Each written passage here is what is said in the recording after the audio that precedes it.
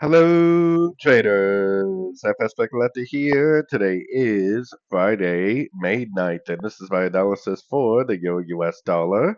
If you haven't done so yet, definitely do check out my free Discord channel. It's linked over here in the corner at the end of the video. And make sure to take a look at my website, fxpipcollector.com. Watch the video on the home screen to learn more. So anyways, the euro dollar did break down pretty nicely yesterday. I mean, it is trying to turn up. I would definitely assume that this would make a much bigger pullback, especially if it's a wave two. If it's a wave two, it technically should go all the way down and take out the low of wave four. Now, if it actually does turn up right here, which it looks like it's trying to, then to me, that's a one, two, three-wave pullback and a one, two, three-wave move up.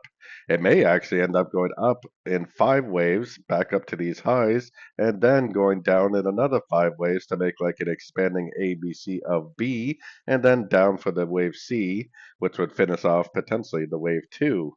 So if we could take it down to the 1 hour time frame, you can see that we definitely do have a breaker structure up at the 1 hour time frame.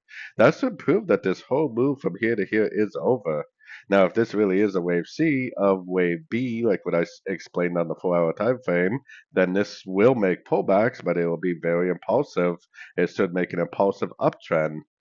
If it doesn't make an impulsive uptrend, but it makes a very overlapping pattern, something like this, goes up to a Fibonacci level and then turns back down, then that is obviously not a trend, but it's a correction to the downtrend. So we're just going to have to try to pay attention to see if we get impulsive trend-like price action, or if we get very overlapping corrective price action up to a Fibonacci level and then continue the downtrend.